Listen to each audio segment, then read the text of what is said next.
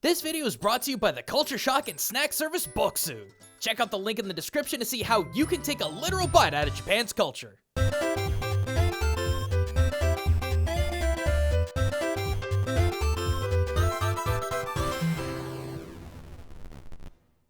Hey everyone, Gaijin Goombah here, and welcome back to another episode of Which Ninja?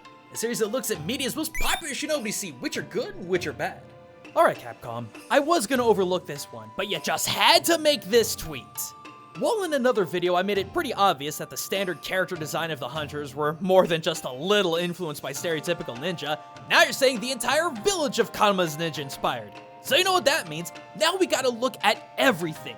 The entirety of Karuma Village, the hunters, I mean everything, to see what exactly they're taking inspiration from when it comes to their designs, mechanics, and functions compared to real-life shinobi history. By taking inspiration, do you mean airlifting the entirety of the Naruto franchise and stitching it into the Monster Hunter gameplay loop?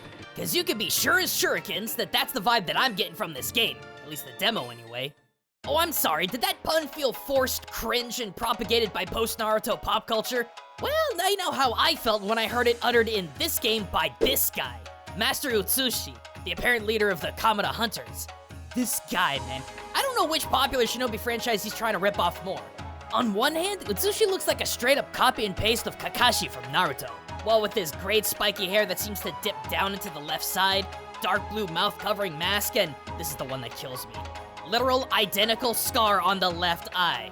But on the other hand, Utsushi is spouting dated 90s dude jargon that bridges somewhere between Surf Ninjas and Teenage Mutant Ninja Turtles on the pop media shinobi gradient. So your guess is as good as mine. Alright, be that as it may, it would be unprofessional of us to take Rise at face value and knock off early for lunch. You know as well as I that we found some shining examples of textbook shinobi in the weirdest of places, including the aforementioned TMNT. So let's give Rise the benefit of the doubt and really take a good hard look to see which inspirations are historically legit and which ones swirl into the Genji spectrum of the shinobi gradient. But let's start simple. Monster Hunter Rise's tools and weapons. What, you mean like the 1-ton Namahage knife of a greatsword or the Kingdom Hearts Charge Blade? Hey, guffaw all you want, but what I find to be weirdly coincidental is that while popular media tends to present ninja of having a very limited skill set with weapons, in reality, that couldn't be farther from the truth. Remember, ninjutsu itself wasn't a rigid martial art. The only things that it actually specialized in were techniques of subterfuge, stealth, and emotional manipulation. As far as combat prowess goes, that was largely left up to the shinobi no mono or their clan. Now, from everything that I've read, a shinobi could see the practicality and or weaponization of all things.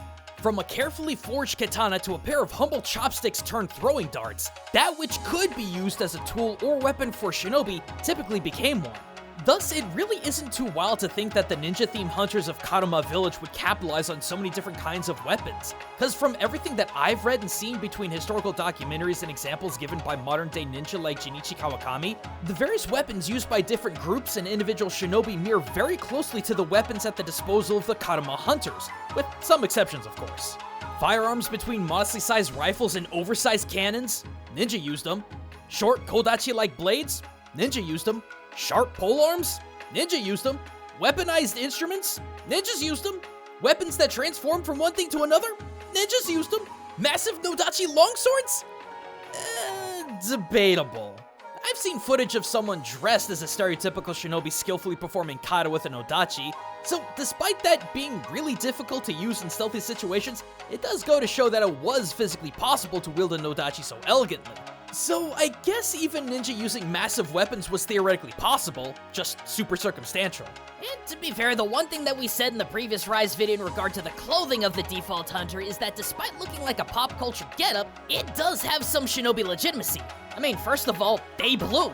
As we always say, real ninja wear blue.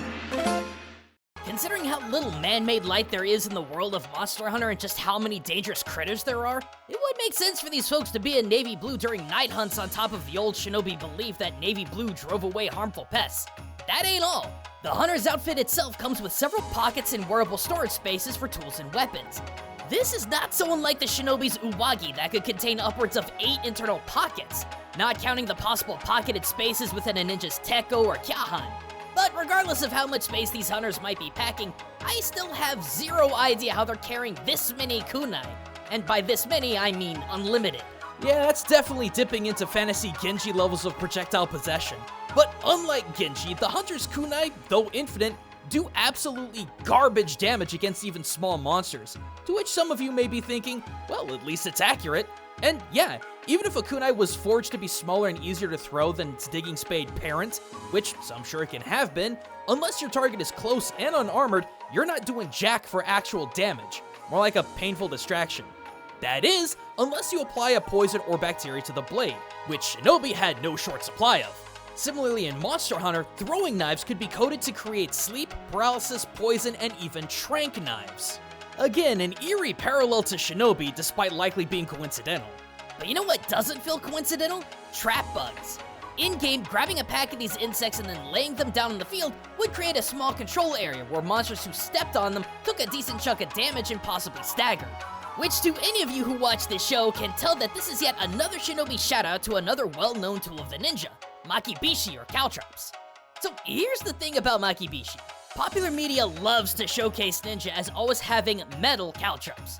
Though this wouldn't be the case for most ninja who had to grow, create, and forge all of their own equipment. Much like the one-use shuriken, it would be an effective waste of metal. That's why most ninja went for a more green approach. Much like how the hunter uses pokey insects to act as Makibishi, Shinobi in real life would often substitute metal with bio-Makibishi called Tenninbishi.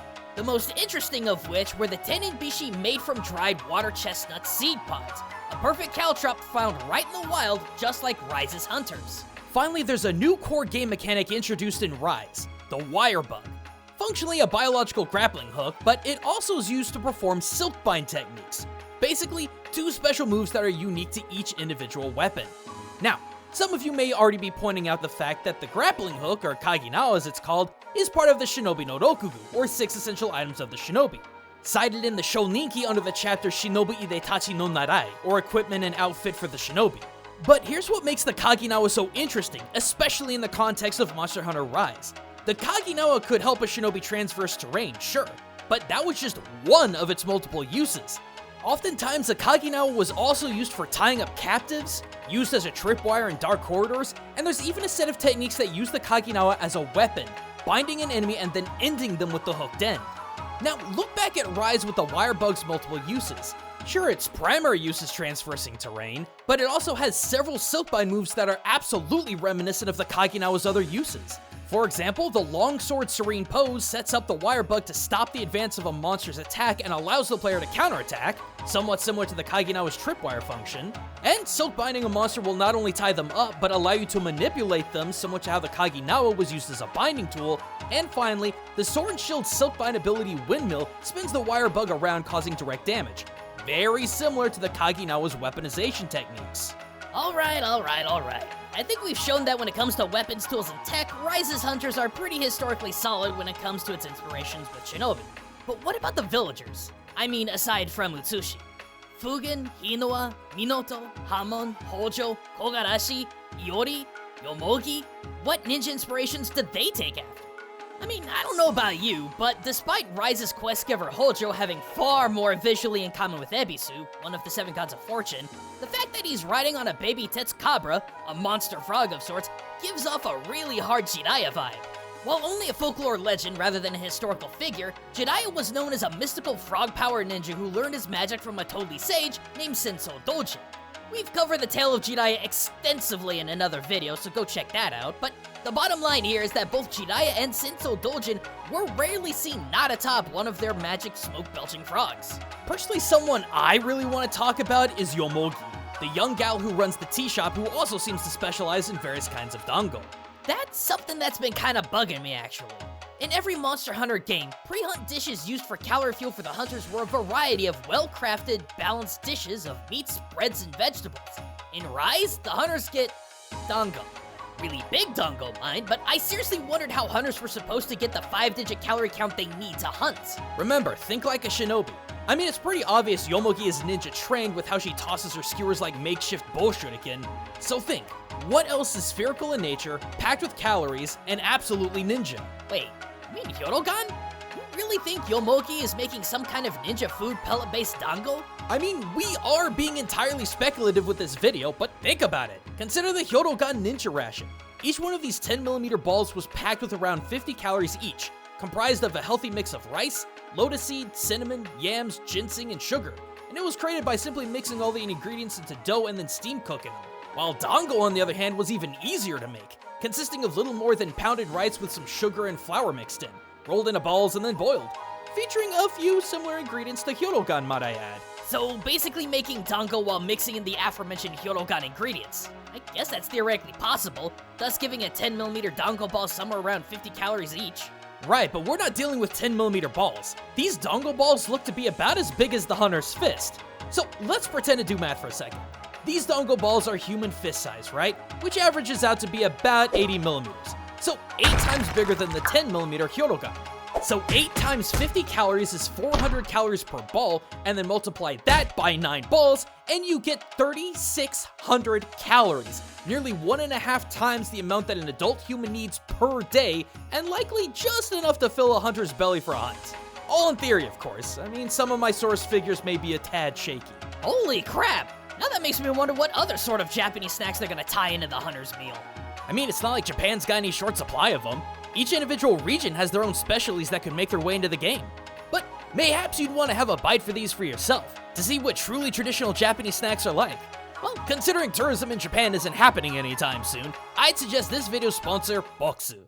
Now, the thing about Boxu that really sets it apart from other monthly snack boxes is that you're not going to be getting big brand name Japanese snacks you can pick up at stores. These foods are unique to individual regions of Japan, made by families who made it their trade for over 100 years. And while each box can have up to 25 different snacks, depending on which one you get, each box has its own unique cultural theme.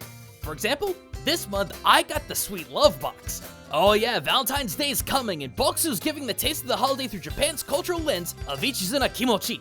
With my personal highlights of the box being the flaky Sanritsu Genji pie, the Funwari Meiji and Mochi Anko Mochi puffs with their fluffy textures, and finally, Nakajima Tai Shodo's rich baked chocolate. So good, you might be able to pass it off as Honmei Choco. What, never heard of Honmei Choco? Well, no worries, because Boxu has your back with a cultural booklet that not only has the deets on each snack, but also cultural notes on every box's theme. So if you want to try Boxu for yourself, head on over to the link in the description and use the code Gaijin10 to get 10% off your purchase. That's upwards of 47 bucks. Boxu also ships all around the world and you can cancel at any time. So come take a literal bite out of Japan's culture. Alrighty, moving on with NPCs and their connections with Shinobi, Kogarashi, of all characters, is well worth mentioning. He's the leader of the Meowcenaries, a group of palicos that go on their own off-screen hunts in order to procure monster parts and goods for the hunter. But the interesting thing is, the Meowcenaries depart via kite as Kogarashi produces a huge fan and sends a massive draft to send him away. This actually harkens back to an old ninja pop culture trope seen in everything from 80s movies to Power Rangers to all manner of video games, wherein a ninja would fly via kite in order to travel, hide, or ambush. A trope taken from the Koka Ninjutsu Kokuhi, or ninja arts of the Koka, the clan that we now call Koga today. A story from the text tells of Genzo of the Akutagawa clan, predecessors of the Koka, who, long story short, got on a kite and rained down fire onto a castle that Minamoto no Yoshie was sieging during the Genpei War.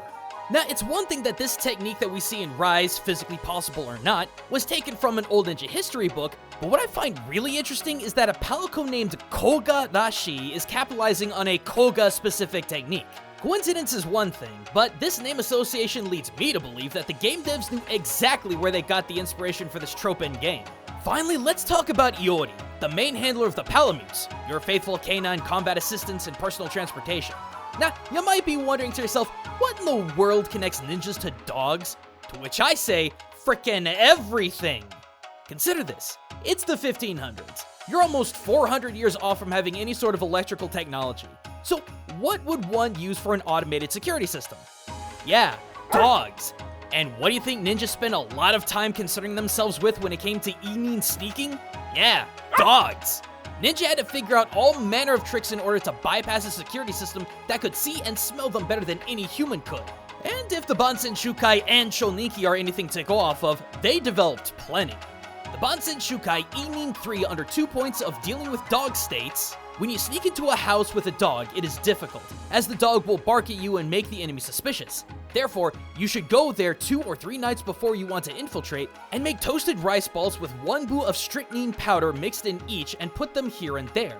It is best to place them where dogs are likely to venture. If a dog eats one, it will soon die. While the Shoninki echoes these ideas, under Shisoku no Narai, or Lessons from the Four-Legged Animals, for dogs that threaten people and are great guard dogs, there is a technique called Ai-Inu, where you fix up a male dog with a female dog, or a female dog with a male dog, so that they will forget to threaten intruders and be more interested in mating.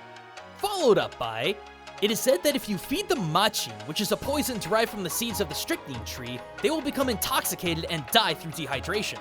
Man, you make it sound like they always kill off guard dogs. Actually, it's probably better for a ninja to tame guard dogs rather than poison them.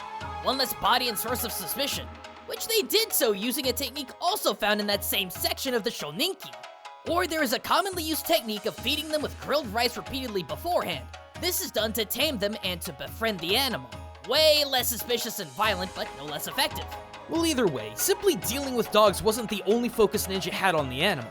I think it goes without saying that Ninja themselves very likely had guard dogs of their own, trained not only to guard and attack, but also likely to understand and execute commands. But it wasn't enough to deal with or train dogs. According to the Shoninki, Shinobi no Mono actually learned subterfuge techniques from their faithful canines. Going back to the Shisoku no Narai, to impersonate dogs, you should be aware that they destroy walls or hedges by digging holes beneath them. Humans break through them directly. Dogs always growl to warn when they pass under a hedge. They also growl while sleeping or stretching themselves. They sometimes also tremble when they growl. To copy this, you pick up the hem of your kimono and shake it so that it will sound like dogs when they shake themselves. When dogs are facing down other animals, they are more likely to growl, while when threatening people, they tend to bark. Make sure that you use the correct method. And finally, in the chapter Koro no Michi no Narai, or Learning from Foxes and Wolves, the Shoninki has this to say about learning how to traverse dangerous areas using lessons learned from observing wolves. When you come to a checkpoint in the enemy's province, one that inspects both outgoing and incoming traffic, do not try to pass through it by different methods of skills. You should do as foxes and wolves do and try to find a bypass. Even going 2 or 3D, which is 5 to 7.5 miles or 8 to 12 kilometers, away from the checkpoint, you will always find a side road frequented by the locals. So understanding all that, it really would make sense why Karuma's ninja-inspired hunters would utilize wolf-like dogs, and why there would be at least one individual completely devoted to understanding and training them.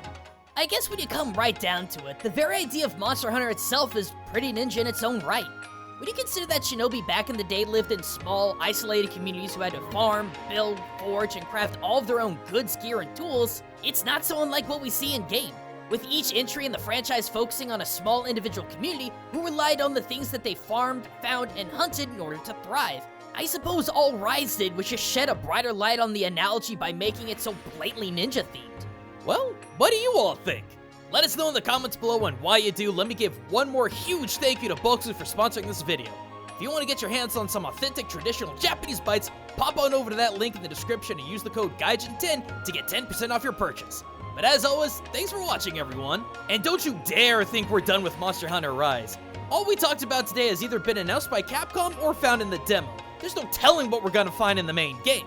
So sub up, get notified, and don't miss out. And be sure to check out our streams and other channel that deals with more of our personal experiences with Japan. And until next time, everyone, this is Gaijin Goombah, signing out.